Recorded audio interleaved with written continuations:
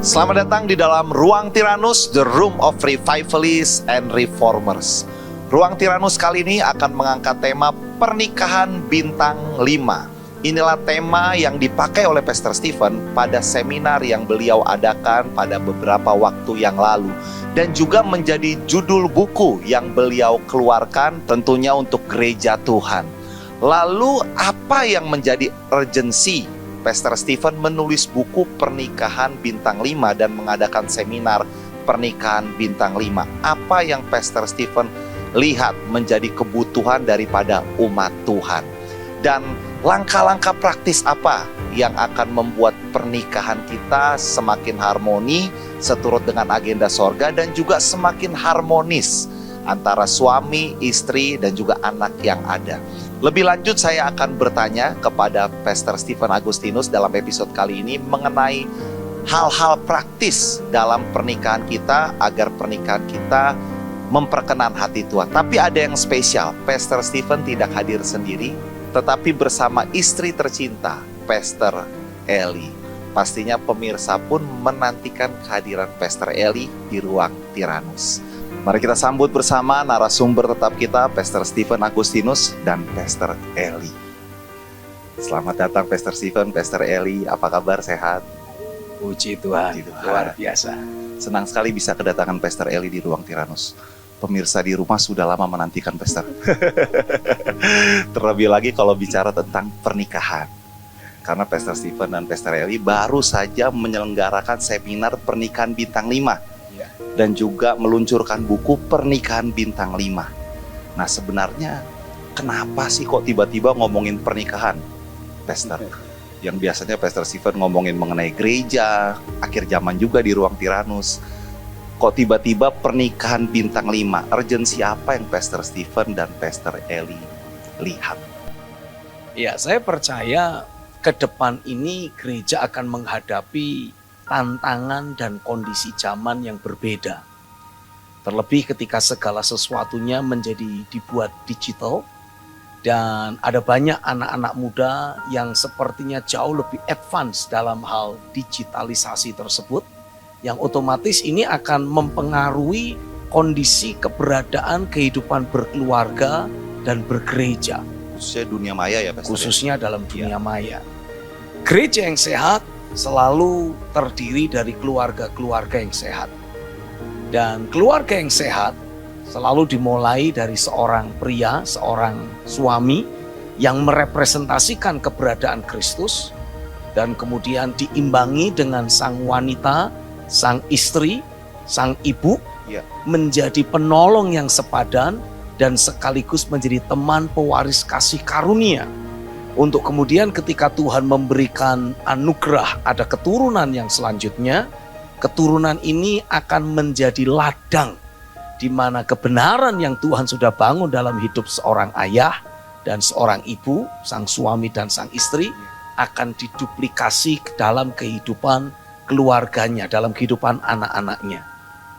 Dan sementara di akhir zaman ini, kondisi keluarga khususnya anak-anak muda akan menjadi target utama untuk apa yang iblis akan coba ganggu, rusak, distraction dalam kehidupan bergereja dan berjemaat. Itu sebabnya penting untuk kemudian saya merasa ini harus ada prinsip-prinsip kebenaran yang dibagikan secara lebih mendalam tentang bagaimana kehidupan berkeluarga, khususnya dalam pasangan suami dan istri.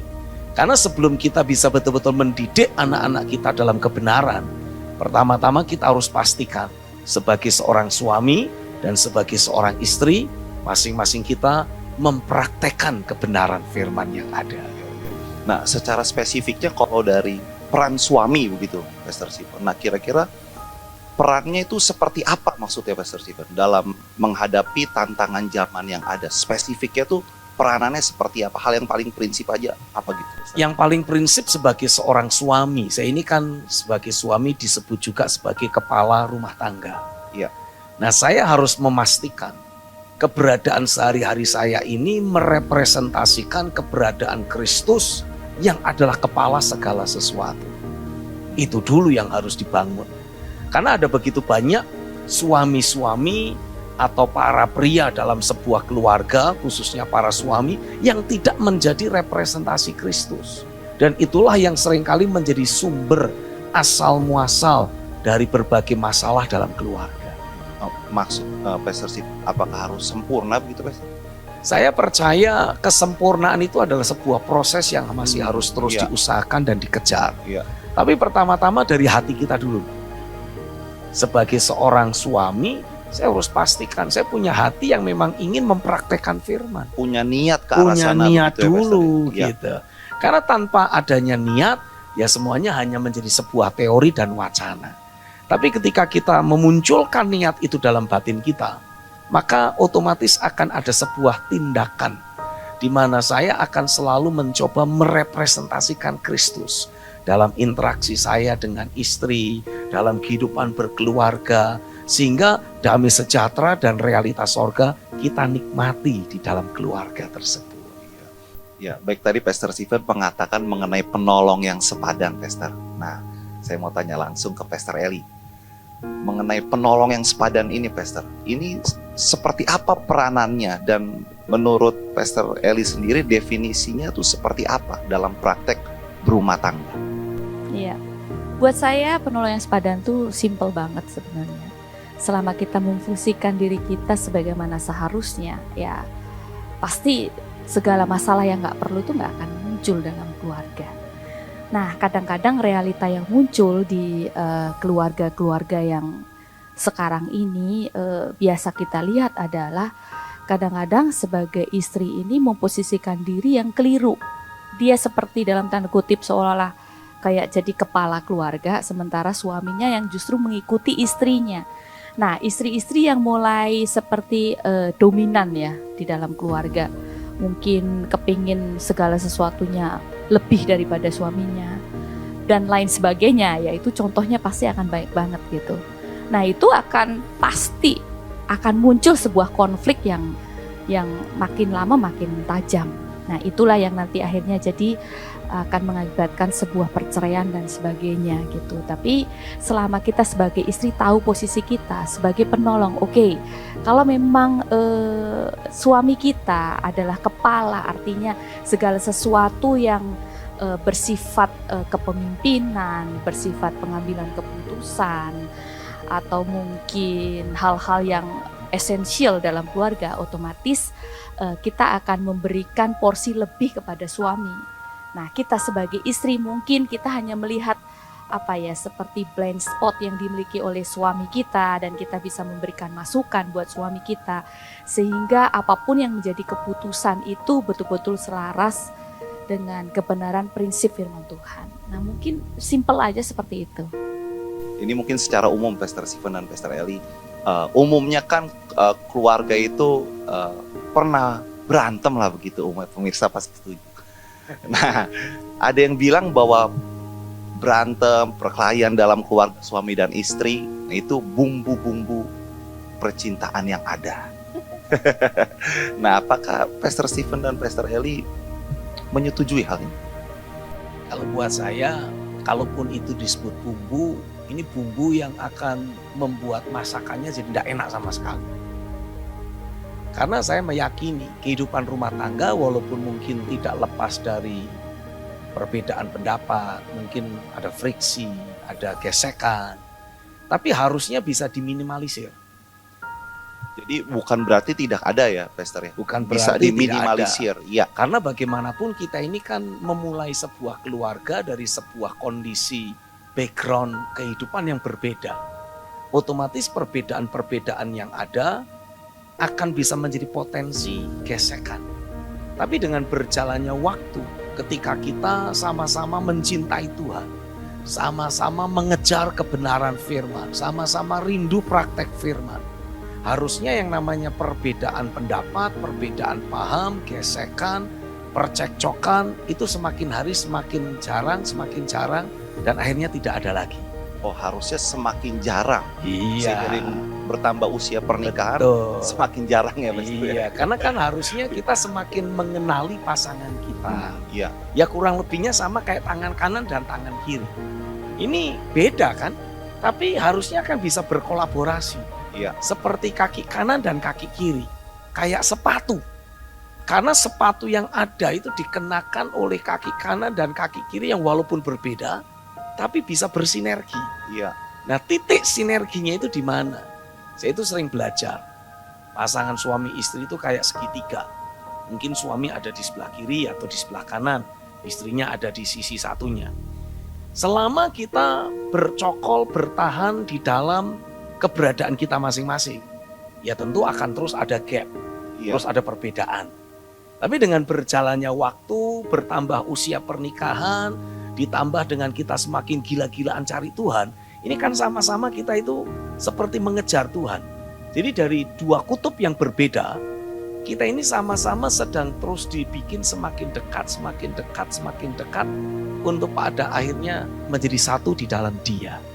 Nah, Iya. saat kita menjadi satu di dalam Dia, ya harusnya suami istri sudah tidak perlu ada perbedaan lagi atau mempermasalahkan perbedaan yang ada. Hmm. Perbedaan akan tetap ada, tapi kita bisa berkolaborasi bersama-sama.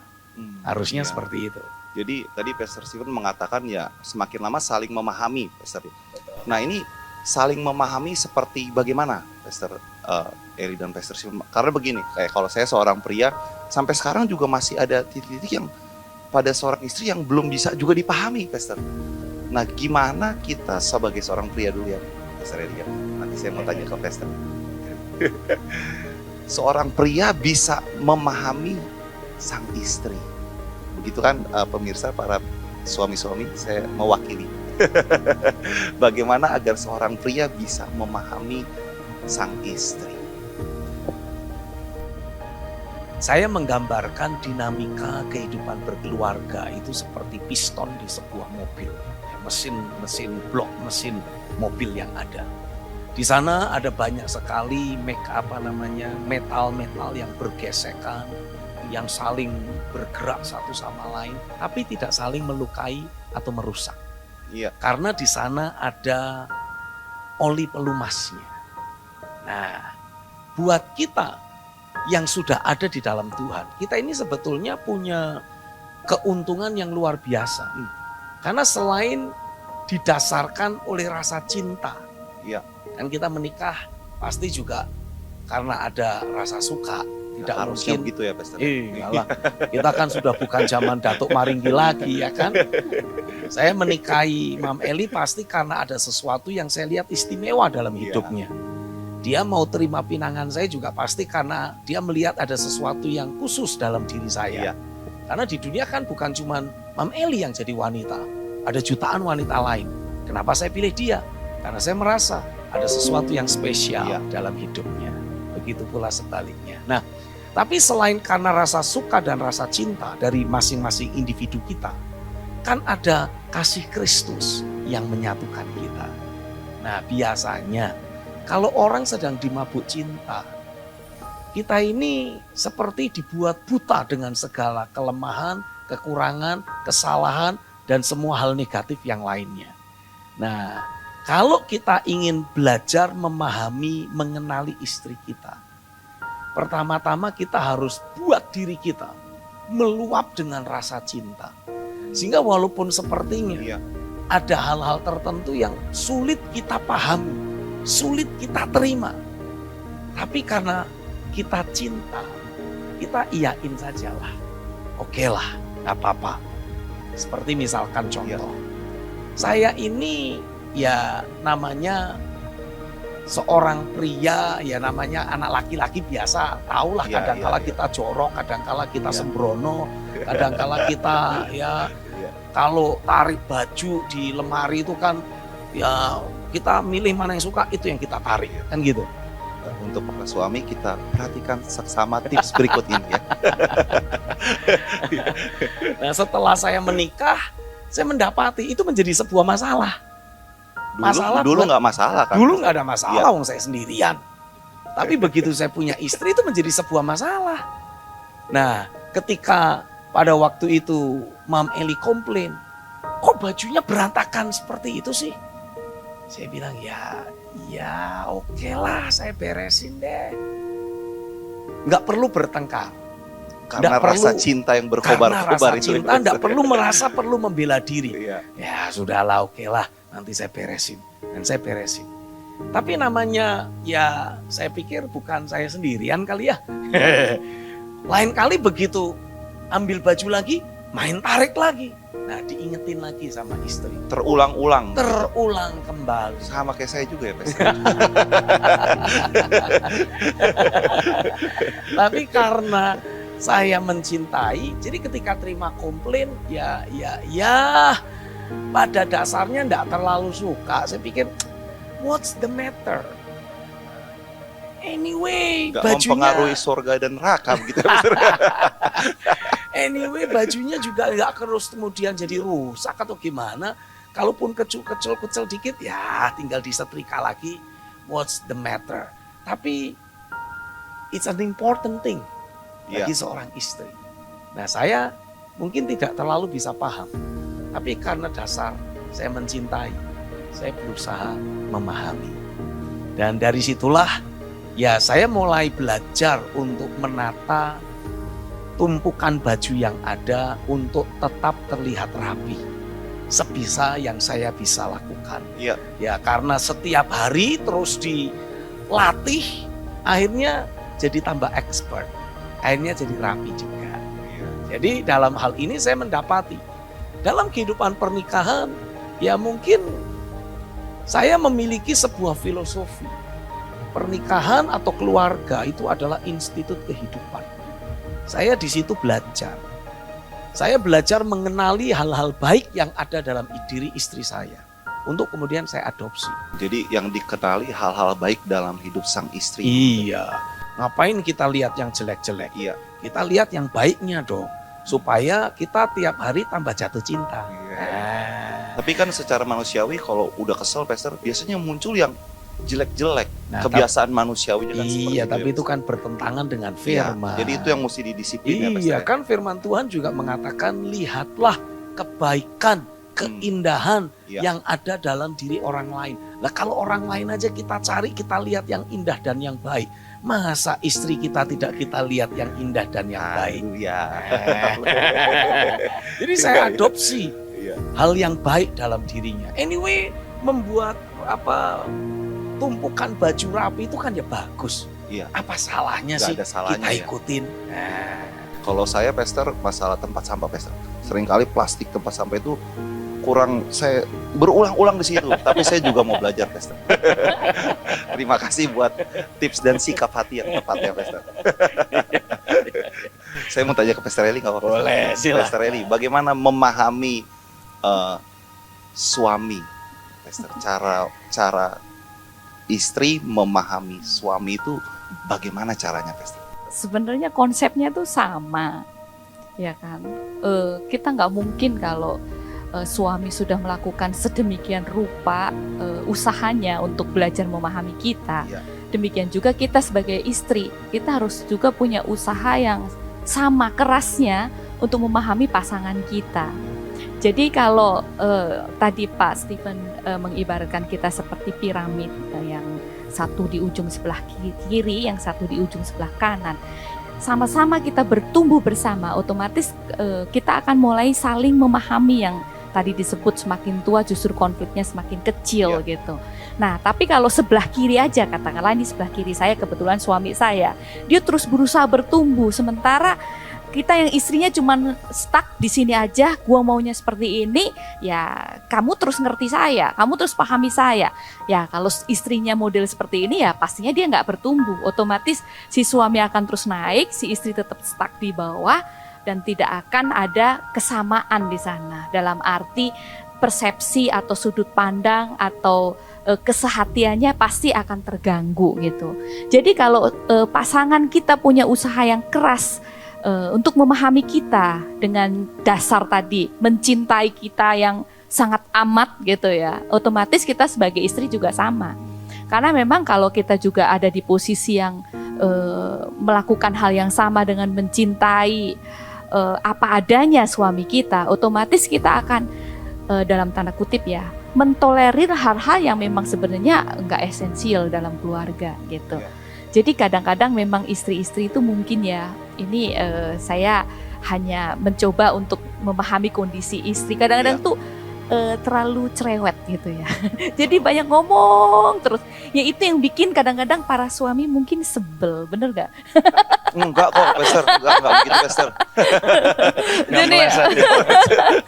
Jadi istri-istri tuh kadang ngomong gitu, ngomong hal yang sama ya. Memang kadang-kadang kita mendapati mungkin suami kita mungkin agak cukup kekeh ya dengan habit dia gitu. Tapi mungkin saya pikir dengan kita punya cara berbicara yang berbeda, otomatis tidak terkesan cerewet dan akhirnya mungkin si pasangan kita jadi sadar betul bahwa oh iya ternyata istriku tuh maunya begini. Jadi tujuan kita bukan konfliknya kan, tujuan kita justru pengen suami kita berubah, pengen pasangan kita berubah. Jadi cerewetnya kita pasti tidak akan mengubah sebuah habit seseorang gitu, tapi justru dengan motivasi kita atau mungkin kata-kata kita yang positif gitu, pasti akan encourage pasangan kita untuk bisa memperbaiki habit-habit yang mungkin kita sebagai istri tuh kayak kurang nyaman seperti itu. Nah mungkin cerewetnya dikurangin gitu ya. Terus kadang-kadang tuh memang kebiasaan para istri tuh mengingat masa lalu gitu. Kadang-kadang dari dulu kayak gitu, dari dulu. Nah mungkin ada beberapa pasangan, mungkin nggak beberapa pasangan, para suami seringkali gerah ya, dia ngomong dari dulu. Emang aku ini udah mulai berubah, lu nggak lihat juga? Tapi kita masih pakai barometer zaman dulu gitu. Padahal sebenarnya si suami ini udah mulai getting better gitu. Kayak mungkin memperbaiki diri dalam aspek apa. Hanya mungkin ekspektasi kita belum terpenuhi 100% sebagai istri. Yang akhirnya membuat kita rasa nggak puas. Karena kita nggak puas jadi kita ngomong lagi terus bumbunya seperti ngomong dari dulu kayak gitu melulu. Padahal ya sebenarnya udah berubah. Nah kadang-kadang yang statement-statement seperti inilah yang membuat jadi muncul konflik-konflik yang tidak perlu. Jadi gimana cara memahami suami ya? Coba kita ngerti dia, apalagi kalau lagi moodnya nggak bagus, mungkin pulang kantor habis sebel diomelin bosnya, atau mungkin gregetan sama teman kerja, atau mungkin di jalan lagi kena apa gitu, mungkin ada sesuatu yang tidak nyaman dalam hati dia. Ya kita di rumah ya mungkin ya kita lihat situasi kondisi. Jadi kapan kita bicara, kapan kita mengingatkan, bagaimana kita mengingatkan, itu adalah kunci yang paling penting untuk terjadi sebuah komunikasi yang baik, sehingga kita betul-betul bisa mencapai target yang kita harapkan. Jadi memahami kondisi situasi, memahami sifat dan karakter pasangan kita itu sangat penting. Gitu. Dalam salah satu session, saya itu sempat bicara, para suami itu sebetulnya ingin menikahi seorang istri. Tapi seringkali suami itu jadi seperti goncang, pakai tanda kutip. Karena wanita yang dia nikahi, yang dia harapkan menjadi istrinya, tiba-tiba berubah jadi kayak ibunya. Oh itu dalam seminar pernikahan bintang 5 yang lalu ya. Nah itu semua ya seperti yang tadi Mam Eli bilang, seringkali didasarkan atau disebabkan karena si wanita, sang istri jadi berubah jadi bawel. Karena lihat kok tidak seperti yang aku harapkan sih, kok kamu masih belum seperti yang aku mau sih. Nah akhirnya alih-alih menjadi tetap sebagai seorang istri yang menolong dan mensupport, ini tahu-tahu berubah menjadi kayak ibunya. Bukankah wanita memang mempunyai nature ibu, Pastor? Bagaimana? Maksudnya Betul. seperti apa, Pastor? Ya, setiap wanita memang sebetulnya punya nature untuk menjadi seorang ibu. Iya. Tapi sebagai seorang suami, kita ini sebetulnya lebih suka kalau wanita yang kita nikahi ini tetap menjadi istri kita. Bahkan menjadi teman kita, bukan jadi ibu kita. Nah, jadi bukan diperlakukan seperti anak begitu, Pastor? Bukan diperlakukan kayak anak kecil. Yang harus terus diingat, harus terus diomelin, harus terus diingatkan kembali. Nah, tapi ya untuk lebih jelasnya nanti saudara bisa mengikuti seminar pernikahan bintang 5 dalam rekaman. Mungkin apa karena juga suaminya nggak berubah-berubah ya, Pastor? Tapi berbicara mengenai tadi Pastor Eli mengatakan cerewet, itu kan sebenarnya bagian dari komunikasi. Pastor. Nah, di dalam buku ini Pastor Stephen menuliskan tentang komunikasi. Ini juga menjadi salah satu aspek yang menyebabkan keretakan dalam rumah tangga kalau komunikasi tidak diperhatikan. Betul. Nah, maksud Pastor Eli mengenai cerewet, jangan terlalu cerewet. Jadi komunikasi seperti apa yang harus dibangun semestinya? Saya sedikit menyambung apa yang terakhir tadi Pastor Stephen bicara tentang istri yang berubah menjadi ibu, karena ini ada kaitannya tentang komunikasi. Ya. Nah, jadi istri yang berubah menjadi ibu itu artinya seperti kayak kita itu bicara, memperlakukan suami kita, memperlakukan pasangan kita itu seperti anaknya gitu. Misalnya contoh nih, sama-sama kita kalau misalnya punya anak nih, ya kebetulan kamu juga udah punya anak kan. Kalau misalnya anak udah agak gede ngomong, ayo kamu mandi ya, gitu kan. Kita gaya ngomongnya sama anak kita kan, ayo cepetan kamu mandi, gitu kan. Tapi kalau sama pasangan kita juga sama nadanya sama, bahasanya sama, otomatis kan jadi seperti ini yang anak mana, yang suami yang mana. Jadi seperti ada perbedaan. Jadi buat saya komunikasi tone itu penting. Tone ya, nada kita ngomong tuh penting. Ayo kamu mandi, gitu. Mungkin sama suami kita nggak berbentuk seperti menyuruh ya, ayo kamu mandi, bukan seperti kayak kita lagi ngomong sama anak, kita dalam tanda kutip menggunakan otoritas kita terhadap anak kita untuk dia melakukan mandi gitu. Tapi terhadap suami mungkin gaya bahasa kita beda, mungkin kita kepingin suami kita mandi gitu, mungkin caranya ngomongnya, kamu udah mandi belum?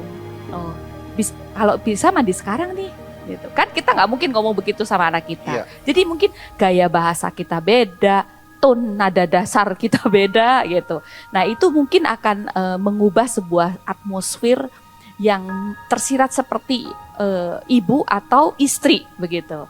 Nah, itu komunikasi. Jadi dalam komunikasi ini banyak aspek selain nada, tone kita, kata-kata yang kita pilih, kemudian ya cara kita bicara. Karena biasanya kan kita ngomong juga nggak mungkin cuma mulut aja berbicara, tapi pasti ada gaya postur tubuh yang menyenangkan atau kurang menyenangkan dan lain sebagainya.